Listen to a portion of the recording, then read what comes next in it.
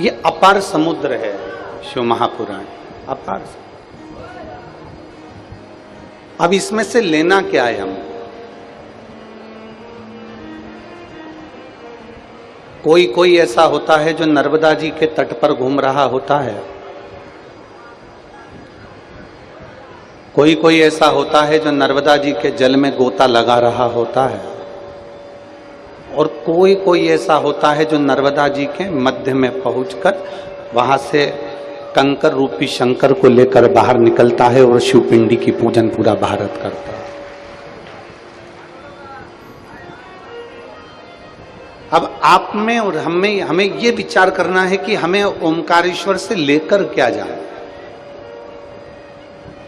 पहले तो 12 ज्योतिर्लिंग का स्मरण कर लो। कहीं काशी विश्वनाथ है, कहीं सोमनाथ है, कहीं मल्लिकार्जुन है, कहीं भीमाशंकर है, कहीं केदारनाथ है, कहीं महाकाल है, कहीं बैजनाथ है,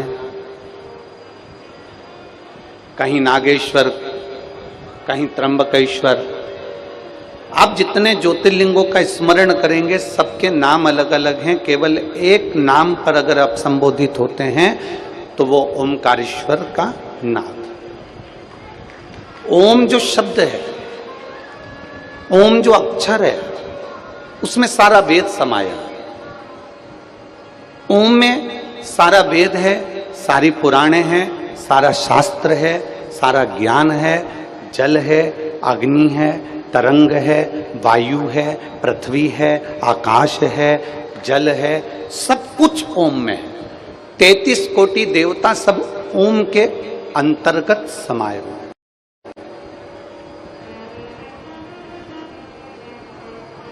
अब जहां कथा सुन रहे हो वो कौन से नाथ है?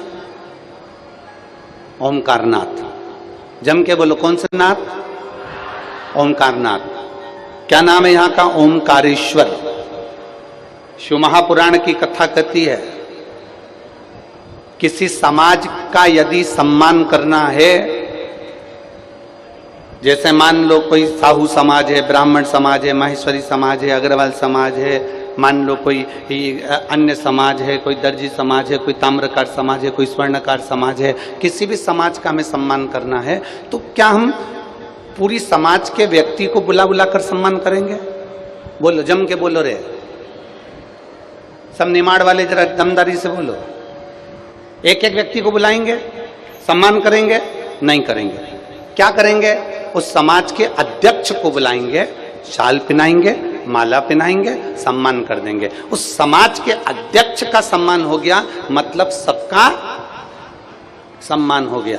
उसी तरह शिव महापुराण की कथा कहती है 12 ज्योतिर्लिंग का नाम का उच्चारण ना कर पाओ, 12 ज्योतिर्लिंग तक ना पहुंच पाओ तो केवल ओमकारेश्वर नाम का उच्चारण कर लेने से सारे ज्योतिर्लिंग को प्रणाम हो जाए।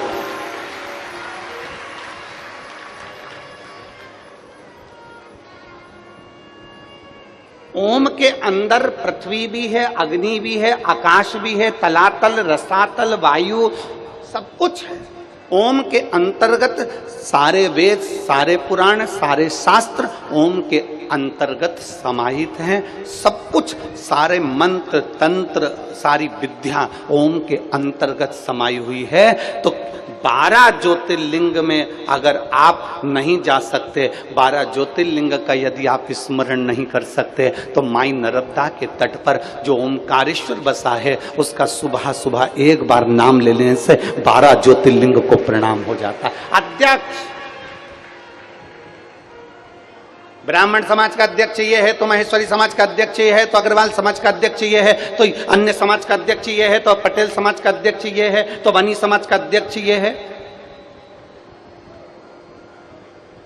कुर्मी समाज का अध्यक्ष ये है।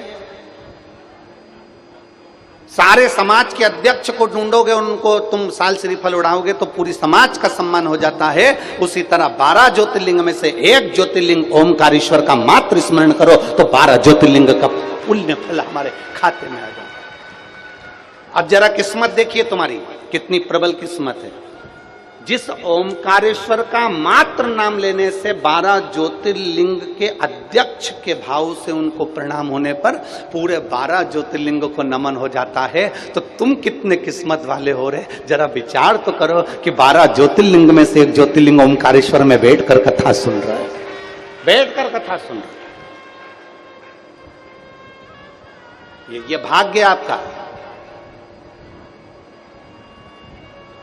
और शंभु शरणे पर मांगू घड़ी रे, दुख काटो दया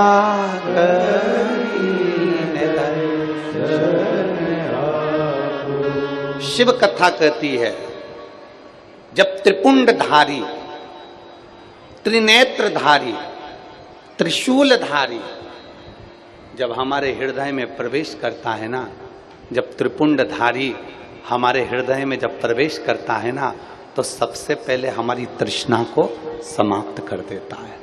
हमारे भीतर की जो तृष्णा है उसको समाप्त कर देता है।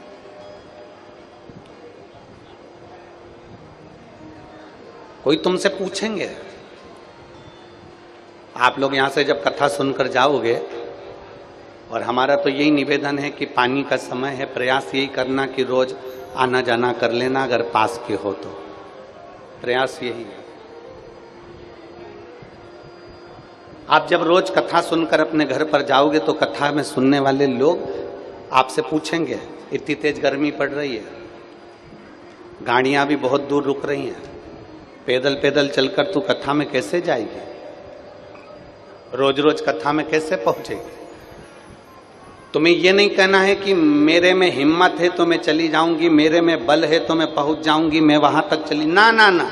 तुम्हें एक ही बात कहना है कि गाड़ी वाला मेरी गाड़ी जहां रोक देगा, उसके बाद मुझे भरोसा है कि मेरा भोलेनाथ नंदी भेज देगा। यह विश्वास होना चाहिए।